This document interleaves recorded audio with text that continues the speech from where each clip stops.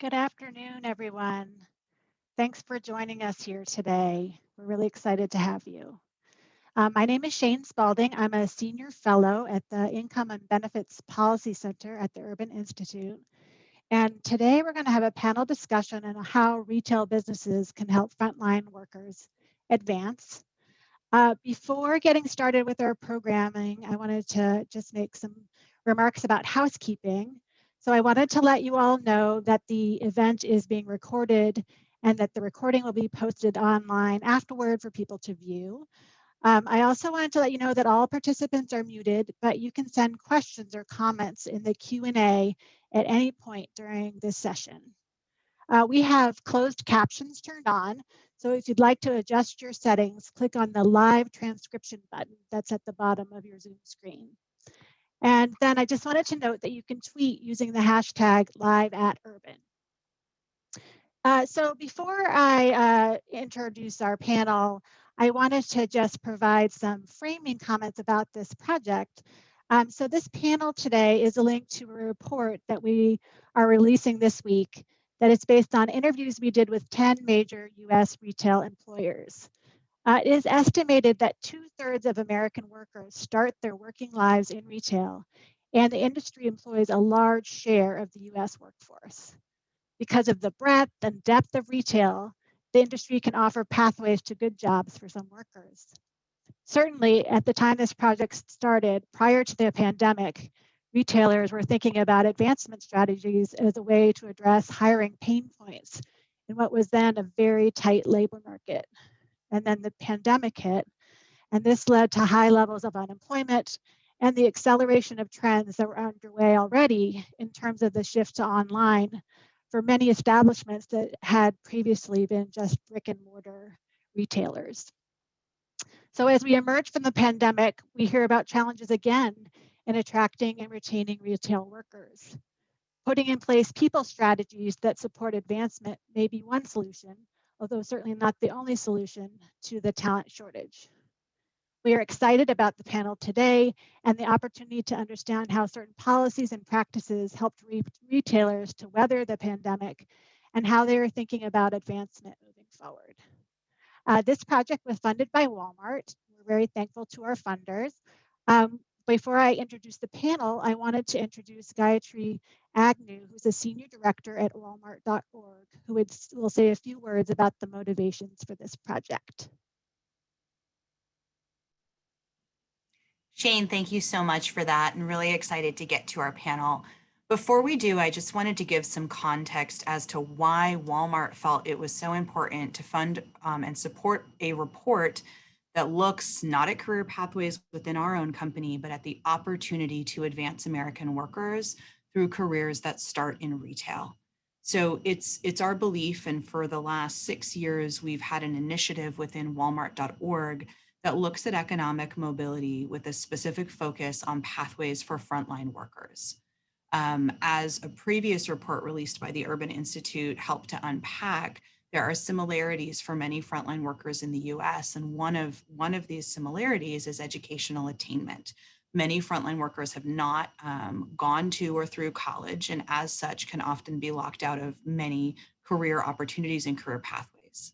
It's our belief that by encouraging more employers in the US, particularly retail employers, to look at ways to intentionally structure work so that work both results in on-the-job learning, but also on-the-job assessment and validation of skill, as well as clear pathways to greater opportunity and greater mobility, it will allow for more American workers to get connected to and on paths to greater mobility.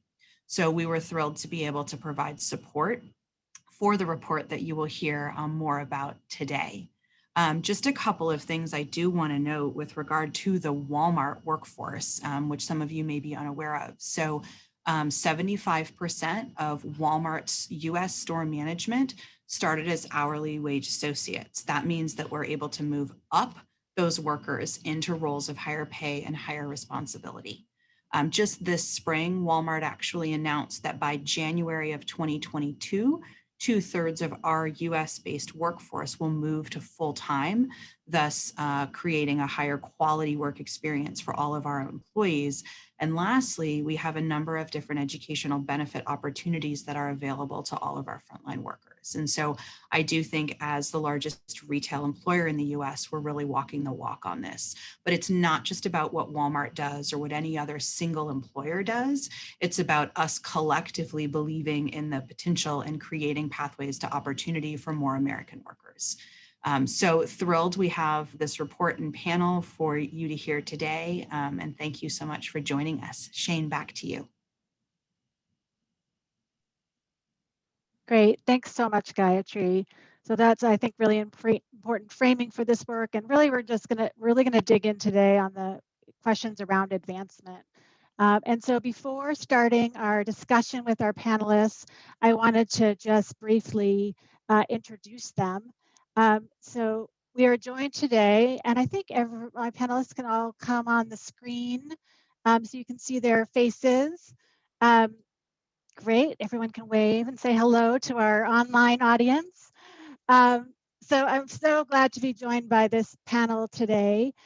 First, we have Orlando Cesares, who's the Senior Program Manager for Workforce Development at the Center for a Future of Arizona. He actually heads up the Retail Works Arizona, which is a retail sector initiative at the Center for Arizona. And he's joining us from Laveen, Arizona. And then we also have Christy Jones.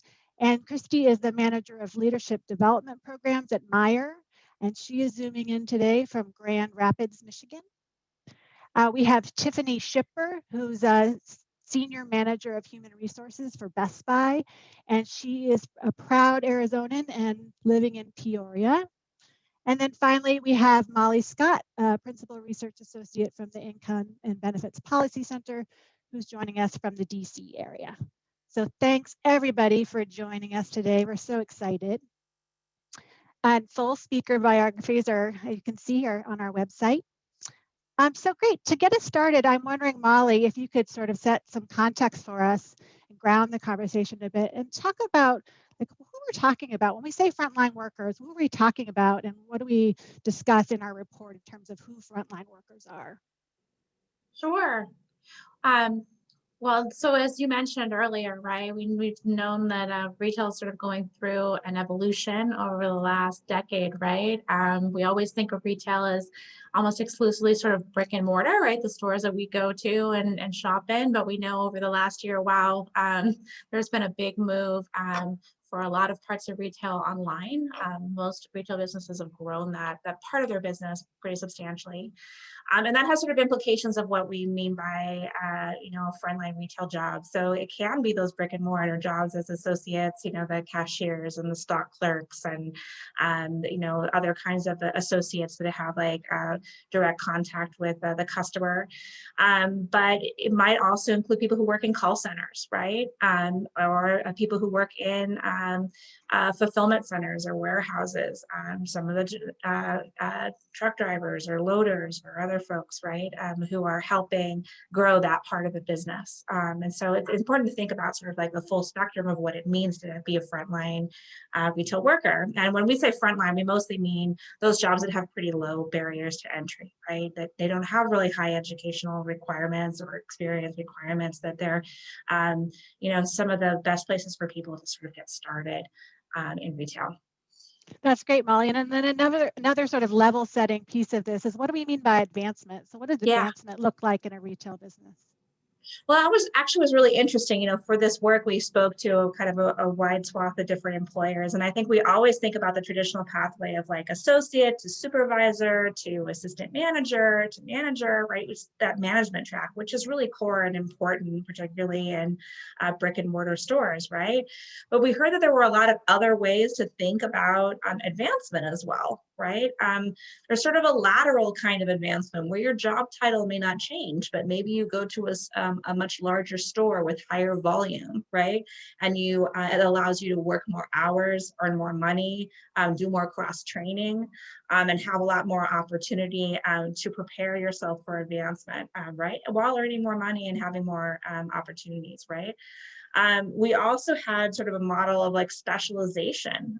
There are, parts of the retail sector where, for example, maybe you're working in a high-end grocery and you become a specialist in cheese and wine, right? And you grow your product knowledge in that way, and then you're able to drive more revenue to the business, develop more skills, earn more money, and have a pathway that's really along specialization rather than going necessarily to management.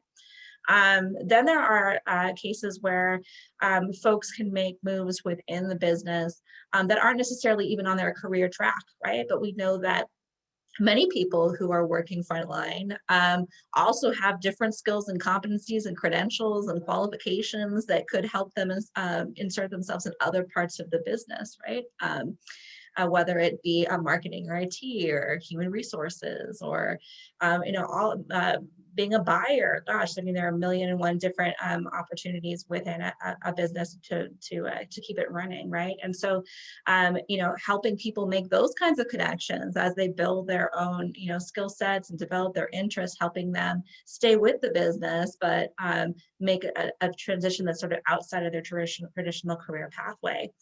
And then lastly, you have really advancement that isn't about someone projecting themselves necessarily within the business, but in their overall career, using retail sort of as a platform, right? We know that folks who work in retail develop a lot of really great transferable skills. But there are also some businesses that are doing some really interesting things like, if you are mostly an online business in the fulfillment center, you have a very, very flat structure, right? So many frontline workers, very few managerial positions, right?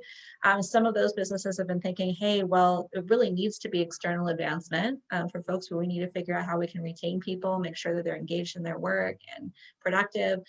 So they are actually doing programs with, educational assistants, right? Or literally offering training for high value credentials on site.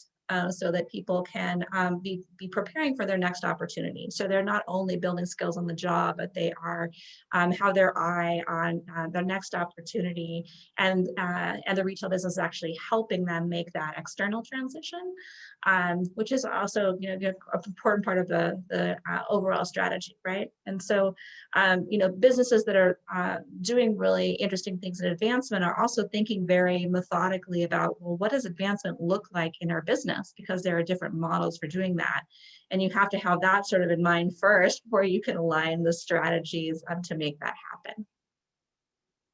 Great, Molly, that's so helpful. And as you shared, there are a lot of different ways that this looks depending on the business. Like it can look different in different places. And so I'm interested, maybe we can turn to like a specific example here and really get a sense of how different businesses structure this. And so Tiffany, I'm wondering if we can turn it to you and you can talk about who the frontline workers are at Best Buy and how do they advance in your company? Absolutely. So much of what Molly just said really resonates with me because we have those frontline workers. They're transacting in a cashier type role. They're salespeople that are sharing their knowledge and helping our customers find the right solution. They're warehouse workers, both in the store and in other areas that are supporting that growing.com. They're also, yes, on the phone. They're on chat. So we have a wide variety of roles that are that frontline and easy entry role. And the way that they advance really has moved forward, partially due to the pandemic, in that we really tied it to skill sets. So it's not a ladder, like Molly said, like I'm a worker, then I'm a supervisor of workers, and then I'm a manager of workers. It really is more of a lattice. And based on my desires and my skills, I'm able to create my own path. We actually have some graphics where it looks like a rock wall. Because if you're climbing a rock wall, you might go up and back and sideways to get ultimately where you want to be, but it's not so much straightforward. So there's lots that goes into that, but basically with my skill sets and my desires, I determine where I want to go. And the majority of the barriers to me being able to enter into the next role are pulled down and dependent on my own decisions and my own development. So that's really interesting. So can you say a little bit more about like what it means to take that flexible approach that's responsive to sort of what that frontline worker wants to do? Like what are the policies and systems you have to put in place to make that work? Absolutely. It sounds easy. Hey, let's be flexible. That sounds like it should be easier, but it does require really breaking down barriers, changing legacy thinking, and changing all sorts of systems to make it happen. So, for instance, at the simplest level, in the past, we had people bucketized. You know, I sold in home theater and you sold in computers. And we were separate job codes, separate training, separate labor, separate scheduling, which made it very difficult to move around. You know, if you wanted to go and work over there, you had to wait for an opening and apply for a job, and that just is very cumbersome. Now we have larger job codes where people, based on their skills, I may have started in home theater, but if I earn skills over there, which I have full access to on my own, of my own volition, um, I then become able to be scheduled over there. And I can be scheduled there, I could be scheduled someplace else. And so we had to change how the learning was structured and people had access to it, but then also our labor and scheduling system, which can be quite a bear to break down, but we've done that. In more complicated situations, what if I want to get promoted to that next job? I want to work in Geek Squad, which may be the next step on my lattice, you know, kind of off to the side of my sales job. Before it would be very difficult because I'm paid in this role, I'm scheduled in this role. Again, the entry gets even more difficult. It's much less flexible. We've broken that down and we've created our first sort of entree into flexible workforce. And we've now aligned scheduling as well as compensation. So I can have my day job of a salesperson in home theater, but I can gain additional skills to work in Geek Squad, which is actually a higher graded job. And the system gets out of my way, allows me to be scheduled there, and then also compensated at that higher rate for those shifts where I work over there. Mind blowing concept. If you went back and asked Tiffany of a year ago, 2 years ago, could we make that happen? And we have. It's a heavy lift from a systems perspective, but it really starts to open up the doors to associates being in the driver's seat and not having to check boxes and get in and out of buckets in order to get where they want to go. So that's great, Tiffany. It sounds like a real a really people focused approach in terms of thinking about what workers need in relation to sort of all your systems and helping them move up. I'm wondering if, Christy, you could answer the same question about who the frontline workers admire and what are the pathways available to people there. Yeah, thanks, Shane. So much like what Tiffany was sharing, that we've got these sort of customer facing groups of team members that are highly in touch with whether that's product or process, and also whatever the customer need might be, cashiers, stocking. One of the things that we saw early on in the development of our programs over the last 5 or 6 years has really been this need to flex, but also the need to have consistency. So one of our initial design tenets was to be organizationally consistent, but functionally relevant, because we have programs that touch every single function in the organization that are structured around behaviors.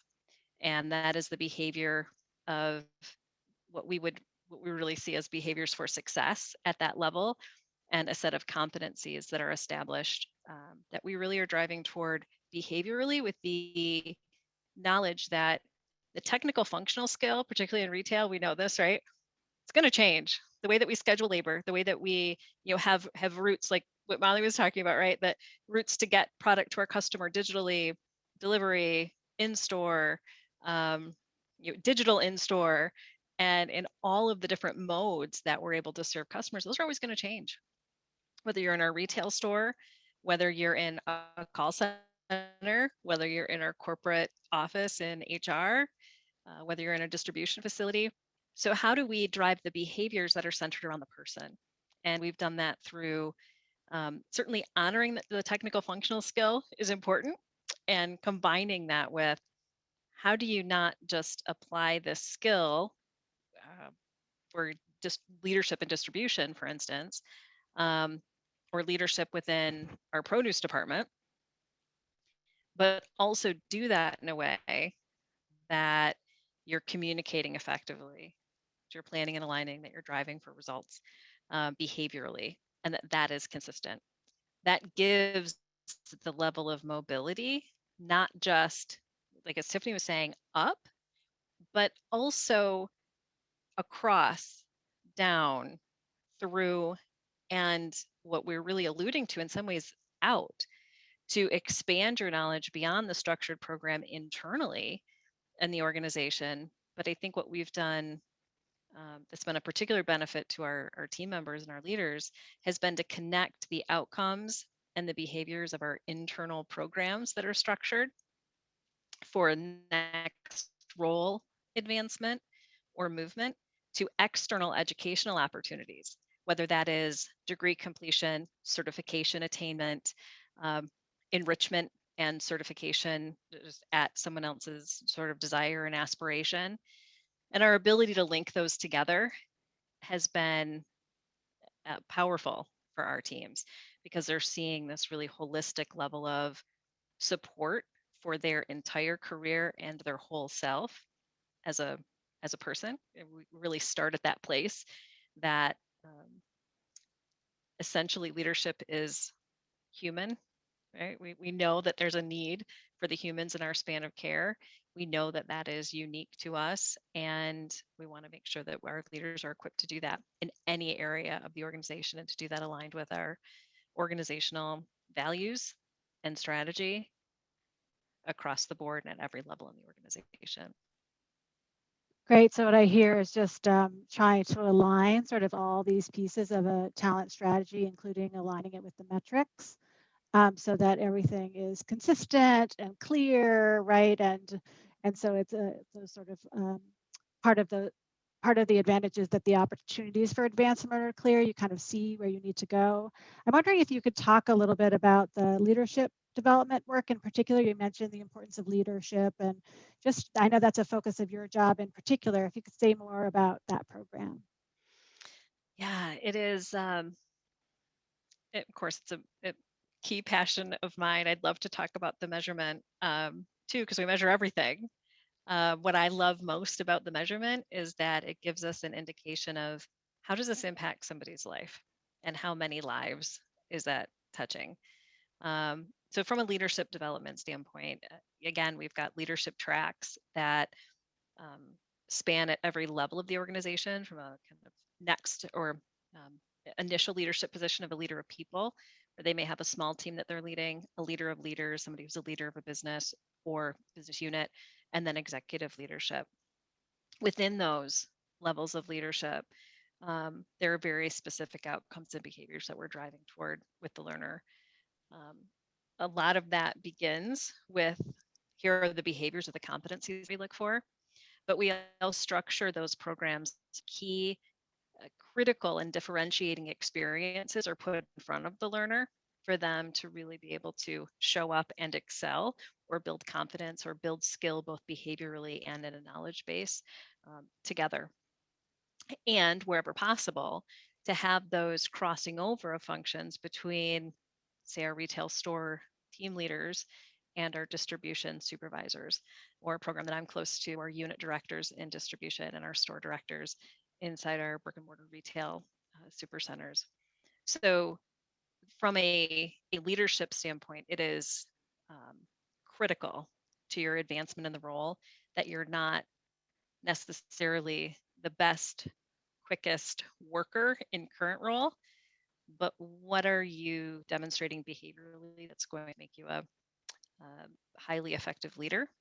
What experiences have you been able to go through and process and apply that will equip you to lead a team? And then, really the traits and motives of a person. Why do you want to do it? Right? Is it just that that next level. But what's is that, right? We talked about that, that it's that first entry level role, and then people sort of in reflection, they're determining this is the longest summer job I've ever had because I just wanted to save for my first car, and now I'm a store director and I've been here for 28 years, right? I mean, we know those stories in retail are played out over and over and over again. And I think with each of those stages with a story like that, there's some other motive, there's something that's happening in every season of someone's life or in each talent segment that's informing where they want to go in the next season of their career. So we tune into that, right? To whether it's leader conversations of where do you want to go, what's best for you, and have we equipped you to move up to the next role via promotion, laterally, cross-functionally, or maybe in some cases, to move down in a role. We're looking at that traditional ladder because this happens to be a season of this person's life where that makes the most sense for them, knowing they also have the skills to advance at some point in the future as well.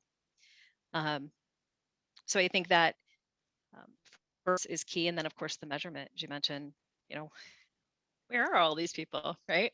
When we first were designing the programs, of course, central to us was how do we connect the content programmatically to organizational strategy and organizational outcomes, that key of making it organizationally consistent and yet functionally relevant.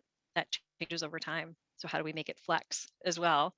And then measuring effectiveness for us comes in how many people have completed the programs. Big level of effectiveness for us, and one thing that we had to overcome traditionally was how many people are interested, right? I think that there is a perception sometimes that, yeah, this definitely is not a career for me, or gosh, my leader doesn't make this look very appealing for me to grow here, right? So through our leaders, we were really shifting the branding of promotion, and our leaders have done an extraordinary job in sharing their successes and what it means to really show up to serve as a leader for Meyer. So interest tracking is another big piece of that. And then, of course, performance over time with key roles, we've been able to track that as well. That's great. So in the report, we do highlight a number of different metrics that businesses are using to track different dimensions of this. And I'm just curious if there's other panelists that want to weigh in on this question of metrics, because I think it is so critical, like the value of metrics within your companies, or Molly, if you have reflections on this as well. If I'm opening, I know this is not exactly in our script, but opening it up a little bit on this question of metrics, because I think it's so important. I just remember thinking it was so interesting what you were doing in Mara, because for many things, you not only were tracking metrics, but you actually had like goals in mind for what you wanted to achieve, right? So it wasn't just open-ended, but we're really trying to make progress in X, Y, and Z way. In a lot of ways, that's like kind of unusual, right? A lot of times that the people side of the metrics, the talent side of the metrics, gets sort of short shrift, vis-a-vis the operational metrics. So really interesting to know that really undergirds your overall strategy.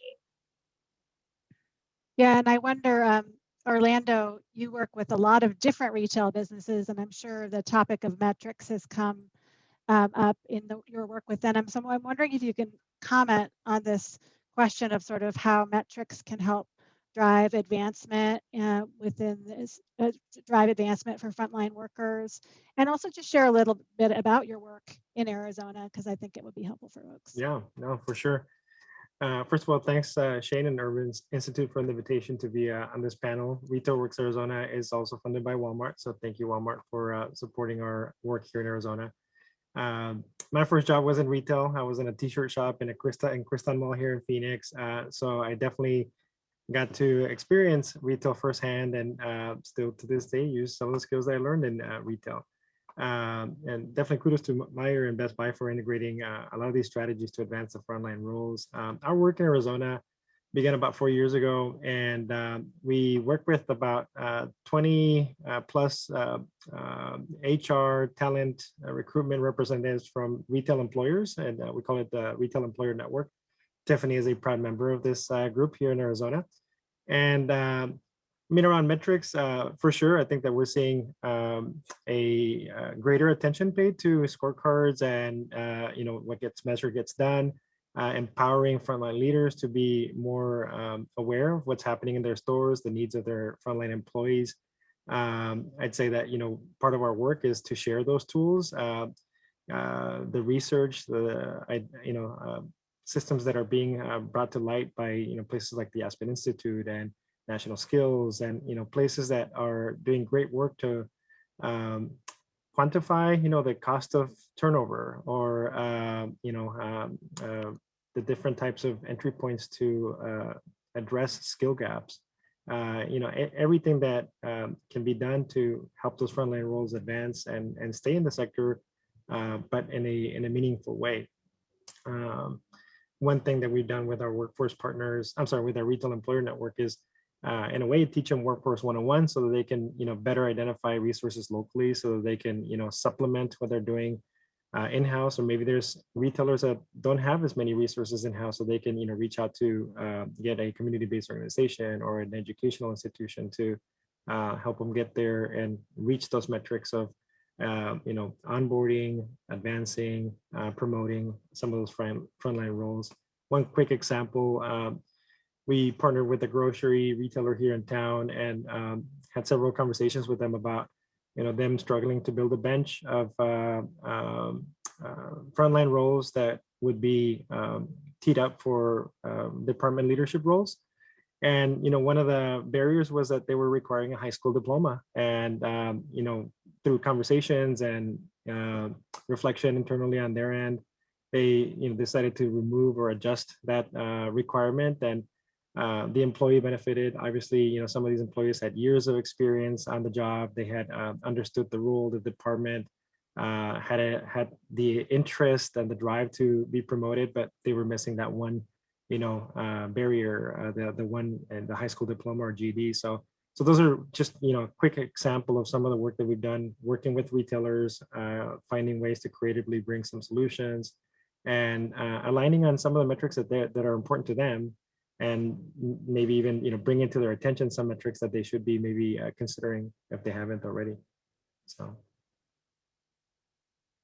Great, thank you. That's so helpful. And just this point about I work with the workforce system a lot, so thinking about, are there opportunities to leverage local partnerships in supporting the work? So I think that's really interesting. I'm wondering, Molly, if there's anything else we would add, sort of in terms of some the deliberate strategies for helping frontline workers advance.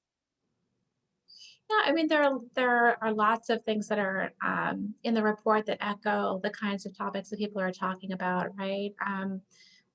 One of them is really about a theme around accessibility, right? Traditionally identifying people to advance is mostly like on current performance, right? And a lot of forward-thinking businesses are thinking about people's potential and interest in developing careers in retail, and rather than front-loading performance in and of itself, because there might be people who could really perform well and do great, if they saw a future for themselves within the business. And in the same way, right, in terms of sort of like developing that sort of bench of talent, a traditional way of approaching, training and development is that, either people already have those skills, right? Or the time for training and development is when you have already been accepted into the position, and you get training and development as onboarding, right?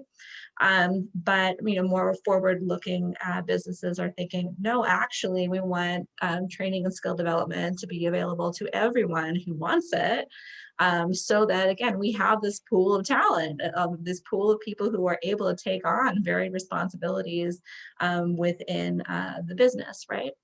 There's a really cool example of a business that was rolling out this really interesting integrated data system where individual associates or staff could create profiles, and they would include skills, competencies, credentials, qualifications, interests, all of these things, right? And that also interfaced with another part of the system that had all of their job listings and opportunities that were also in the same language listed skills, competencies, credentials, right?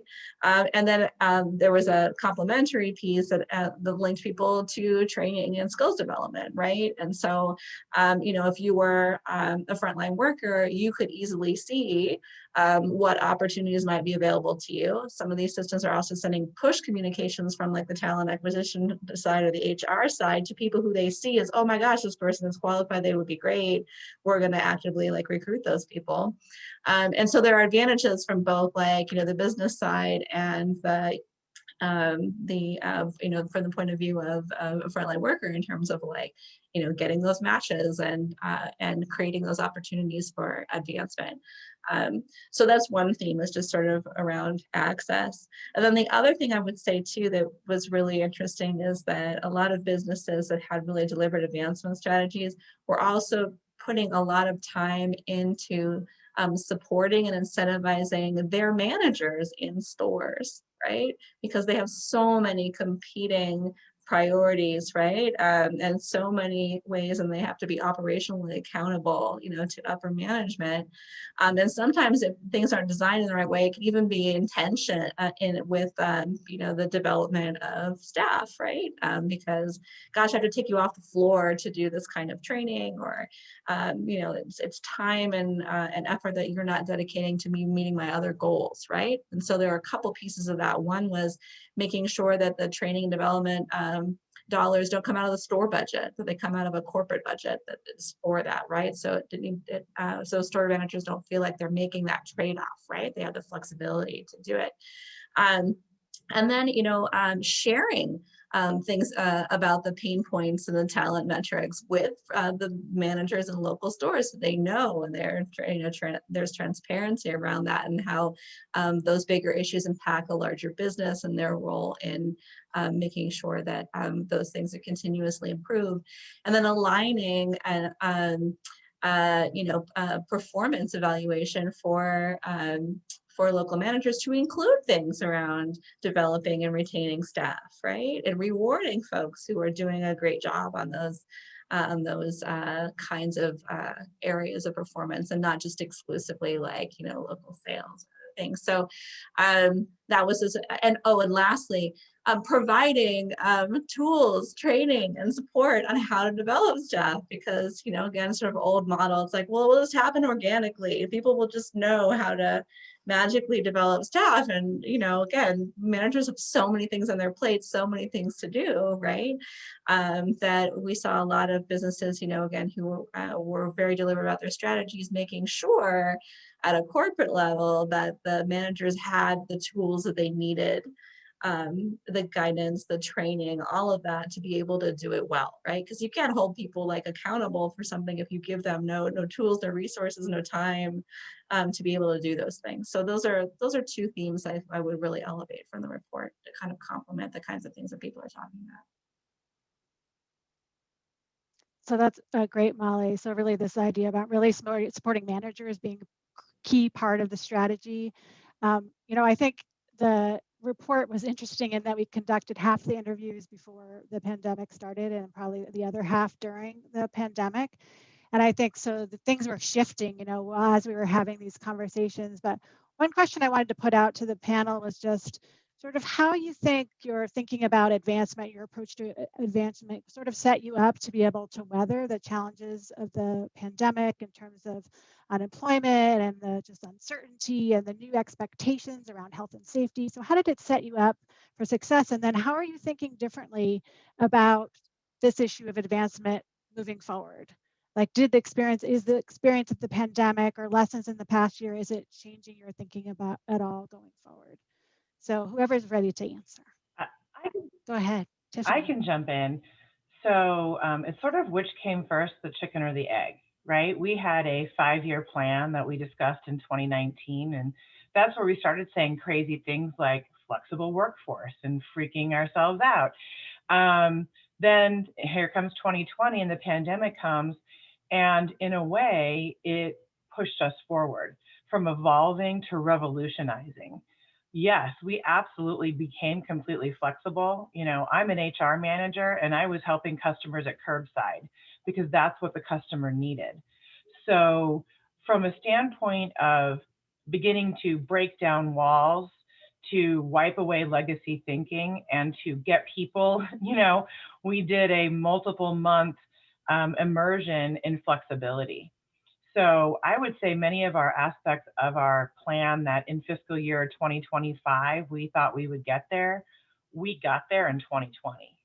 And yes, we're shoring it up and we're adding measurement and we're doing all of the other things. But honestly, we already had a plan to get there. And this unbelievable thing that happened to every single one of us really helped us in many cases to accelerate our work. Thank you. I Christy, would what about say you? I'm not sure. Yeah, I'm not sure what would have what we would have prepared for had we known that was coming. I don't know that we would have done much different in respect to how we were conveying the value of the relationships within our work environments and with our customers. I think one of the things that validated our approach around what are leadership behaviors at every level. So we had to depend on those because the process components and the skills were sometimes they just were not even they weren't helpful, they weren't relevant, they couldn't be done. We were immediately met with this need for people to rely on their skills to lead and situationally adapt and to apply skills from a learning agility standpoint that they may have learned in many different areas of their life and career and know I need to bring this to bear now because that's what the situation requires of me. We also saw an incredible level of support in the relationships when we had team members. And some of the things I'm most proud of is hearing the stories from our leadership interactions when we have a business and a community and customers in great need, and we have our team members and our leaders in great need, and those colliding, and how we are able to create an environment where we can see the whole human and we can see the whole picture in perspective. And I think in retail or not, right? The last 15, 16 months has given all of us a little bit different perspective, a little bit different lens to look through, to be more nimble, to be more compassionate, to be more empathetic. Those were things that we had started that we didn't have to push forward or just start to impress upon our teams and our leaders.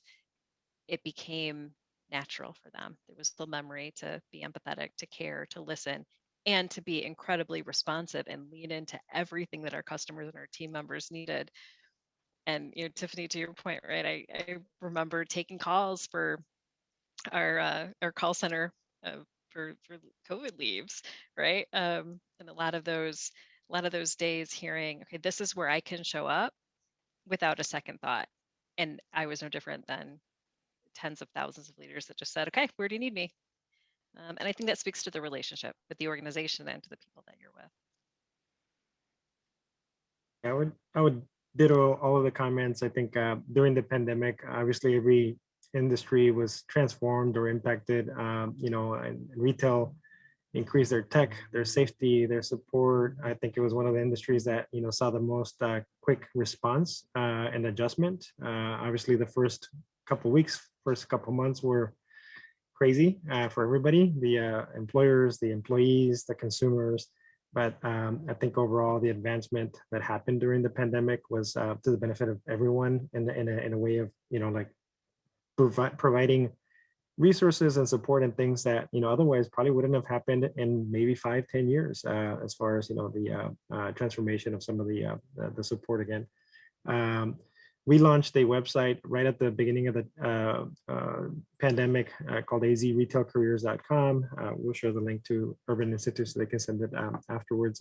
But the idea was, how can we support those job seekers and incumbents with resources and things that they can pursue or access during the pandemic, because support in person wasn't available or accessible. So that was one way that we supported during the pandemic and saw some uptick in folks accessing that resource.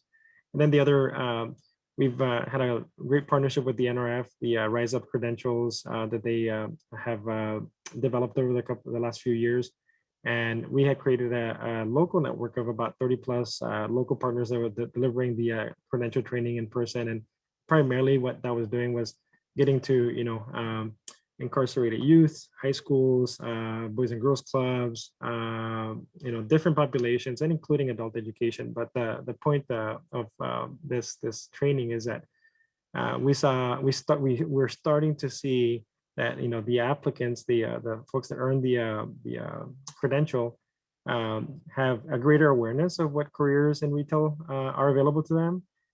They get a better, they come out with more confidence and more direction, which hopefully we believe will lead to longer careers, increased satisfaction for themselves and the employers, and of course performance.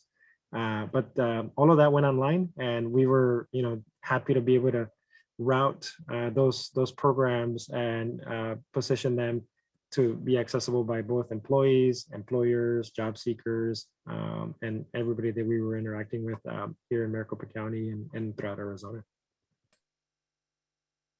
Great, thank you. That's really helpful, and we can make sure maybe there's some additional resources we can share for folks. The thing that you developed in Arizona seems really useful. I want to turn to some audience questions because we have a little less than 15 minutes left. So we have one question that came in. It said, while frontline jobs may be expanded to full-time and there can be advancement, are there any intentional efforts to correlate education and training opportunities with advancement pathways? So this is sort of, I think it's something we talked about in the report, which is like the use of like tuition reimbursement dollars, that sort of like educational assistance dollars, and efforts to sort of align that with the advancement strategy. So if any of you have can comment on that, Molly too, you can comment on what we heard from some businesses on this front, or Orlando, your experience working with businesses in Arizona. Yeah, I mean, I think we saw a go couple ahead. of examples of businesses that very deliberately kind of moved away from the idea of tuition reimbursement as a perk for mid and high level staff. And we're really seeing it as a tool for retention, but also advancement of frontline workers, both within the business and externally. And the key to really making it accessible is making sure that frontline workers who often earn much less than I know other people within the business, that it's not a reimbursement program, that the costs are paid for upfront. That really empowers people to be able to actually take advantage of those opportunities rather than it being a benefit that goes unused. Tiffany or Christy? I would say this is central to, and has been central to who we are for a while now, but I think we've just tightened that connection over the last probably couple of years as we've, I have a counterpart in talent development that guides in partnership with me and other programs, professional education and academic partnerships, because we do see those as really key to the overall growth and the understanding that we can do lots internally, but even more when we can connect that to some outdoor or outside resources and go outside the doors of our stores or supply chain facilities or corporate programs to open up new opportunities that, Molly, to your point, we've got to invest more greatly than really looking at this through our team members' eyes, right? That's not a benefit to me if the cost is prohibitive for me. That's not a benefit for me if my work schedule does not allow me to do that. That's not a benefit for me if my leader is not supportive. That's not a benefit to me if I don't have multiple avenues to support my aspirations, whether that's paid tuition reimbursement to some extent, depending on the program, or scholarship and grant accessibility that then also maybe is supported through experiential learning that is counting towards your degree completion. So those sorts of things are really important to us. And then also getting our internal programs certified for academic credit. So that's been really central to where we wanted to go. Thanks so much. I have another question. We have one in the chat, but this was actually in our list of questions we wanted to ask too, so I think I'm going to combine them. So over the last year, the issues of racial equity have become much more visible. And I'm interested in how you see your advancement strategies aligning with your business's approach to fostering diversity and inclusion, and sort of addressing too what barriers there might be to advancement based on race or gender. So if you could talk about those issues.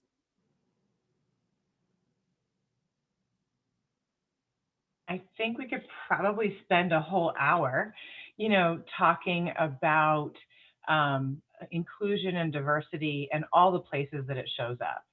So in, access to our benefits, in ensuring that any interview processes, screenings, things like that are without bias. Again, as we're breaking down barriers, we're breaking them down for everyone, but having a special eye to, is this barrier or hurdle higher for any given group for whatever reason? And what do we do to remove it, to lower it, all of those things. So you can talk mentorship to inspire folks, to let them see someone who looks like them or has had similar experiences to them, to start to show what's possible, to additional resources from, say, leadership development, to all sorts of different things. Like I said, we could probably, ask 20 more questions underneath this one. But as we're doing this work, again, the experience of 2020 put us all in a headspace of I need to really look at things differently. I need to wipe the board of all of my assumptions and my biases, things like that. And just, we're just pulling down all of the walls that we had before. And I think that really speaks to, again, pushing us way forward in our goals and our wants and our desires for our workplace like never before. Thank you. I would agree. I think in addition to everything that Tiffany shared, that's certainly similar for us, I think we're asking better questions from a development and acceleration standpoint. Instead of who are we designing this program for, it's who is a part of a talent pool that maybe we haven't directly marketed to, that we need to spend a little bit more emphasis on. And what does that particular segment of a talent pool need most from us? So I think we're asking better questions, and I think we're asking those questions of better people, right? Just sort of a broader range of people to understand what's the need, how do we address it, and how can we flex and layer opportunities throughout their career and time with us. I'd say also, again, did on all those comments, and employers are getting much smarter about how they attract those employees, those pipelines that are diverse, whether they're people with disabilities or advancing women and people of color into leadership roles. That attention has been definitely upped during the pandemic and the period of racial injustice that we've experienced. I'd say that employers should have high expectations of frontline roles, but they should also pair that with a high level of support for those frontline roles. There's no meeting of the expectation without the empowerment and the resources that they should be able to provide for making the whole enterprise better off. Some creative solutions, this is not in retail, but waste management extended their tuition benefits for the employees, the family of the employees. That's unheard of. That's something that only a handful of employers can do or have chosen to do. But that's the kind of thinking and the kind of rewarding, restructuring of support for the community that's happening, and that we hope continues to happen in creative ways. And I would just add, we had a really interesting case with one of the businesses that we spoke to, where their whole redesign of their system of advancement had its origins in the CEO asking for metrics at different job levels by gender and race, right? Because it made some sort of observation out in the field and was like puzzled and wanted to know more about it, right? And realized, oh my gosh, our frontline folks are all really diverse, but all of our upper management all look the same, right? And then after looking at those metrics, they did a whole like forensic inquiry in their stores to be like, well, why does it end up looking like this? And it turned out they were advancing people only through, this was a supermarket, only of the folks who came through one of their departments, right? And those folks all tended to look the same. And so they were advancing in that way. And so they're like, oh, wait, no, we need to be able to pull candidates from a wider set of departments. And we also need to make sure that we are working on advancing people, not only the people who just raise their hand and say me, but are actively like engaged in conversations with all the different frontline staff to understand, their interests, their potential, and what they would like to do within the business, because women and people of color are often not the people who necessarily raise their hand, but are very, have all the skills, competencies, and desire to do really great things. So I just thought it was really interesting that actually was the motivation for their whole redesign of their advancement talent strategy. Great. Yeah, that was so interesting to read, and also just the power of metrics, right? The power of metrics to change strategy. So we just have a few minutes left. I'm wondering, one question that's come through the chat is just how you as businesses, or Orlando and working with businesses in Arizona, work to meet the needs of people for childcare, emergency assistance, housing instability. Those kinds of things are a lot of the structural issues that often those who are in those entry-level jobs face. So how do you address those kinds of issues when you're working with frontline workers in supporting their advancement? Well, I can share that, we've done so much work and it just continues to happen. It's really around the well-being. If I don't have childcare, how can I show up my best at work? If I don't feel physically well, if I don't feel mentally well, if I have financial pressures, if my mom isn't doing well and I'm needing to figure out how to care for her. So we haven't lost benefits or peeled back benefits, but we've added them based on some employee surveys where people said, I need help with childcare if my child, is sick, or I need help finding childcare, or I need a concierge service that can help me to navigate the needs of my aging parents.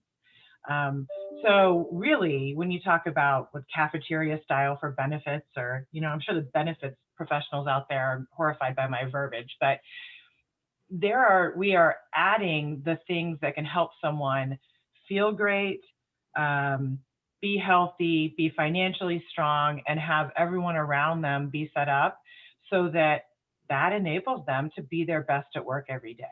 But they're going to support me in being the best mom and the best wife and the best daughter first, so that then I get to show up best at work, which is fairly revolutionary as well. So this thought of well-being and it having multiple quadrants to support me is really what we're doing. Great. Thank you. And we're almost out of time. So I'm wondering if the other panelists or any of you want to share just like last thoughts, one parting sentence, parting words that you want to share with people before we wrap up. I'll jump in just with a quick stat that, e-commerce is still only 20-25% of all retail. So brick and mortar still represents the vast majority of the way that we shop, the way that we consume, the way that we experience shopping. And so I'd say that there's a lot of room to keep the transformation going, support those frontline roles, and listen to what their needs are so that we can, be better supportive of their advancement in their careers. Orlando hit Thank it, you. right? That our brick and mortar spaces are spaces where we do community. And we get to, as a retail environment, be a part of that, but also be a driver and contributor to that with a ripple effect far beyond our store. And that's a really extraordinary honor and privilege to be a part of. Thank you. Tiffany, any last words? No, I think I really enjoyed being able to share these things. But I do love what Christine Orlando said. Our people tell us what we need to do. We just need to ask them and then go and make, what their desires are, the reality for them. And that's how they grow their careers. Thanks. And Molly, you want to close us out? No, I just would like to thank all of the folks who joined us for the panel. It was really very generous of you to give your time and share a little bit more about the work that you're doing. So thank you. Yes, thank you all so much. And thanks to everybody who joined in today. This will be available, recording will be available, and the report will be available this week as well. So thank you all and have a great week.